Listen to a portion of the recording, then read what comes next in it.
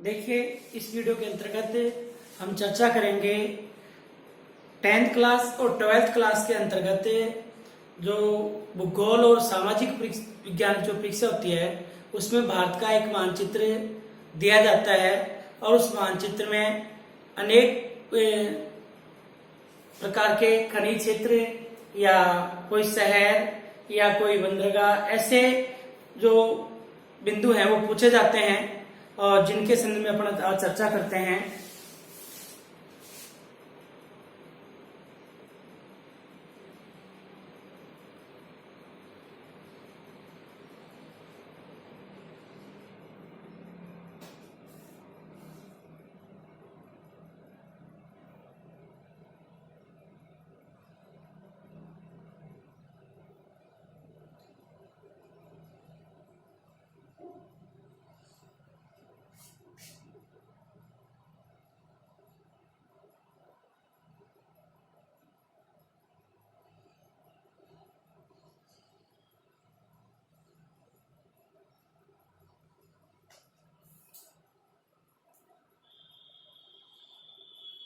देखिए, सबसे पहले तो हम भारत के अड़ोसी पड़ोसी देशों की चर्चा करते हैं।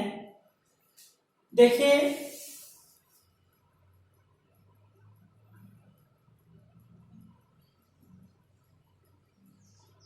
ये तो पाकिस्तान देश है। कौन सा देश है? पाकिस्तान। फिर बात करें यहां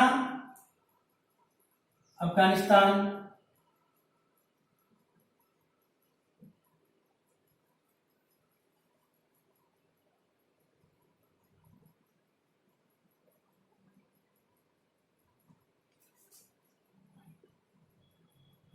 ये नेपाल, ये भूटान, इधर म्यांमार जिसको प्राचीन नाम के रूप में देखें तो बर्मा कह सकते हैं, ये बांग्लादेश,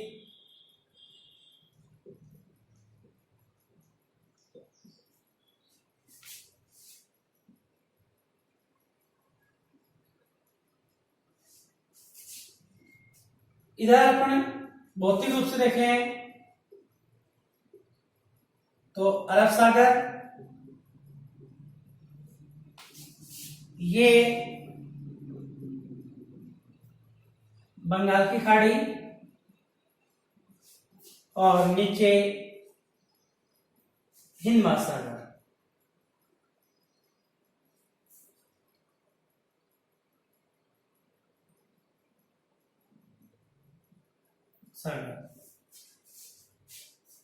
हम चर्चा करें सर्वप्रथम भारत के प्रमुख बंदरगाह। भारत के प्रमुख बंदरगाह, देखिए बंदरगाह दो प्रकार के हैं। या तो जो बंदरगाह पश्चिमी तट पर स्थित है उन्हें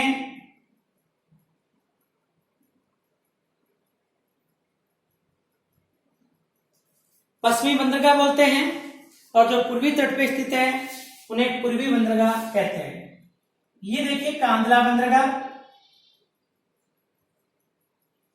जो उत्तरी पश्चिमी भारत का एक मुख्य बंदरगाह है, क्योंकि गुजरात में स्थित है, क्योंकि इसी बंदरगाह से जो उत्तरी पश्चिमी राज्य हैं वो सब इनसे इसी बंदरगाह से व्यापार करते हैं। चाहे जम्मू कश्मीर की बात करें, राजस्थान की बात करें, पंजाब, हरियाणा या उत्तराखंड, हिमाचल प्रदेश, ये सभी इसी आयात और निर्यात करते हैं।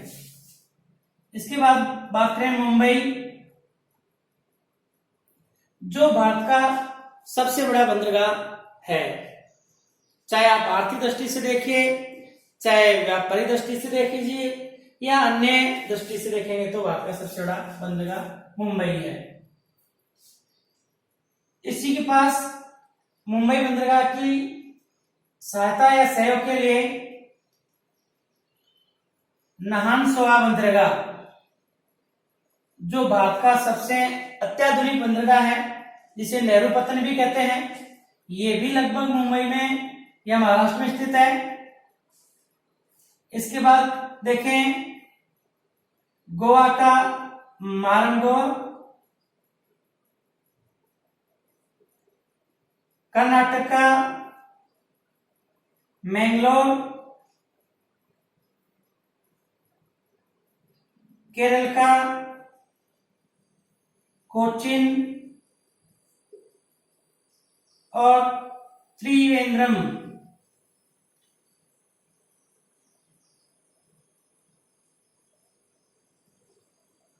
पुरम।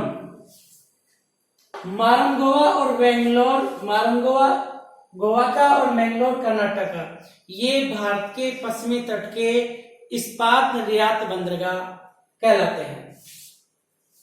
इसी प्रकार हम बात करें पूर्वी तट के बंदरगाह, जैसे तमिलनाडु का तूतीकोरिन,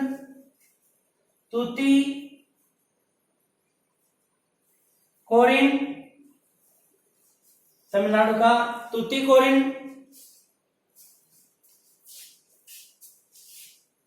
एक चेन्नई, विशाखापट्टनम,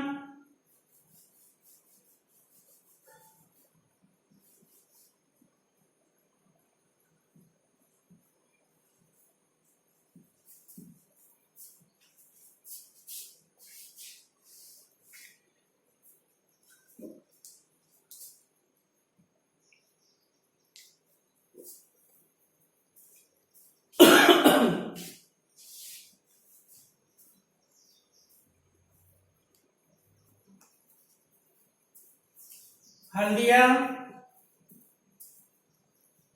पारादीप और कोलकाता, ये भारत के पूर्वी बंदरगाह हैं। जैसे बात करें चेन्नई की, यह भारत का एक कृत्रिम बंदरगाह कहलाता है। क्यों? क्योंकि प्राकृतिक बंदरगाह उस बंदरगाह को कहेंगे या तो कोई खाड़ी में स्थित है या फिर कोई नदी के मुहाने पर स्थित होता है। जबकि जैसे कोलकाता और कांद्रा, ये दोनों प्राकृतिक बंदरगाह कह सकते हैं, क्योंकि कांद्रा तो कच्छ की खाड़ी में स्थित है और कोलकाता हुगली नदी के मुहाने पर स्थित है। चीन ने बंदरगाहों को सुरक्षित कहेंगे जहां समुद्री लहरें उनको नुकसान या तूफान नुकसान नहीं पहुंचा सके। इसके बाद बात करें अपने चेन्नई के बारे में, बता रहा था मैं आपको कि यह एक कृत्रिम बंदरगाह है, क्योंकि इस बंदरगाह को सुरक्षा प्रदान करने के लिए एक जलतोड़ दीवार बनाई गई। इसके बाद देखें विशाखापट्टनम बंदरगाह, ये भी एक आधुनिक बंदरगाह है जो आंध्र प्रदेश में स्थित है। हल्दिया, हल्दिया जो बंदरगाह है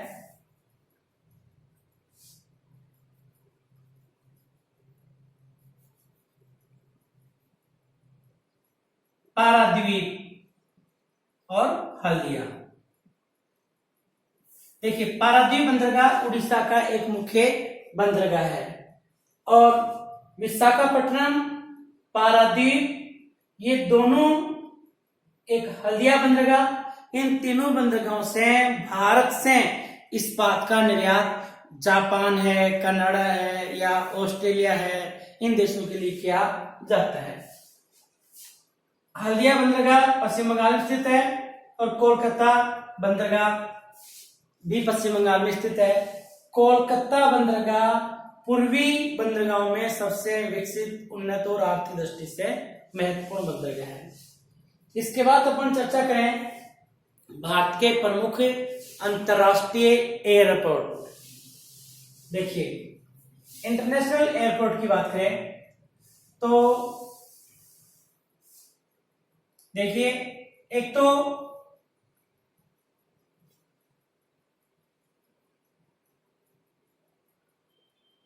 चेन्नई में चेन्नई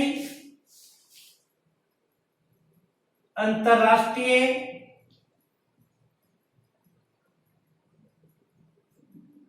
हवाई अड्डा,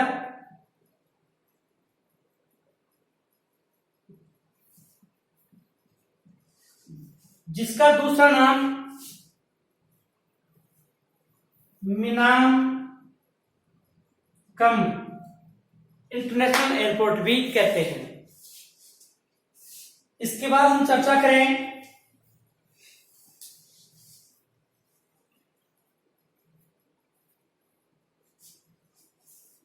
दमदम जो कोलकाता में स्थित है, दमदम अंतर्राष्ट्रीय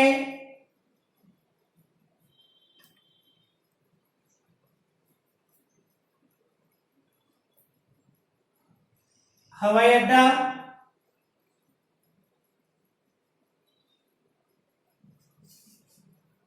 जिसका दूसरा नाम अपन ये कहें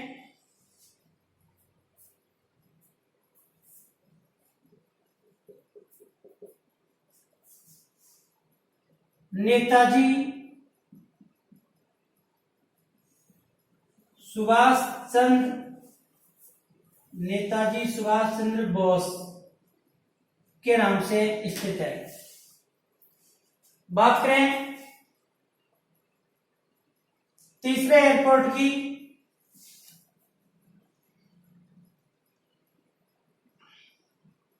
सांता क्रूज अंतर्राष्ट्रीय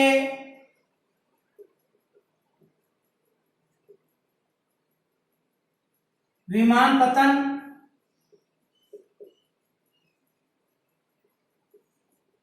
मुंबई,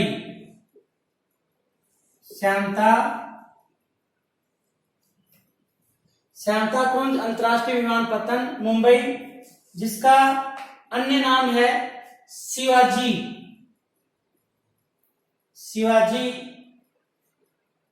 अंतर्राष्ट्रीय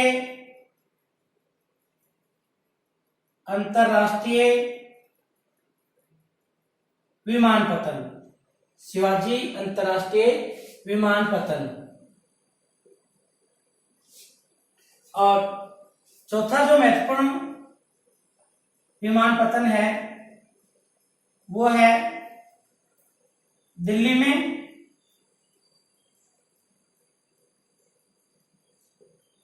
जिसको अपन कहेंगे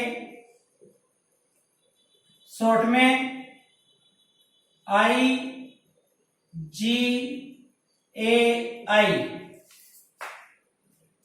इंदिरा गांधी इंटरनेशनल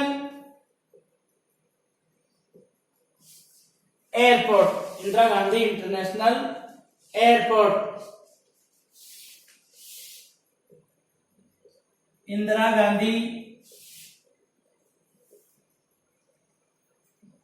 अंतर्राष्ट्रीय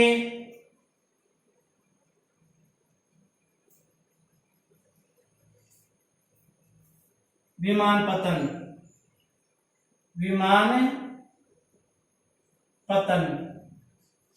जो दिल्ली में स्थित है। इसके बाद हम देखें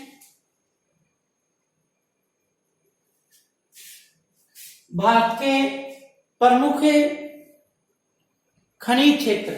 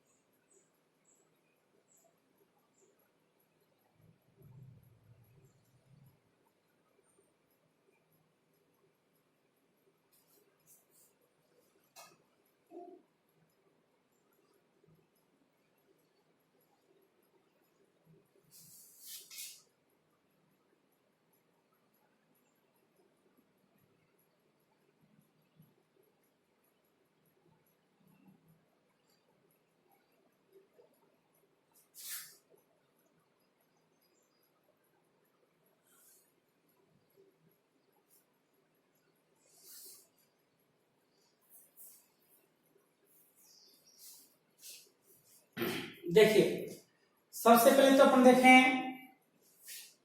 रानीगंज,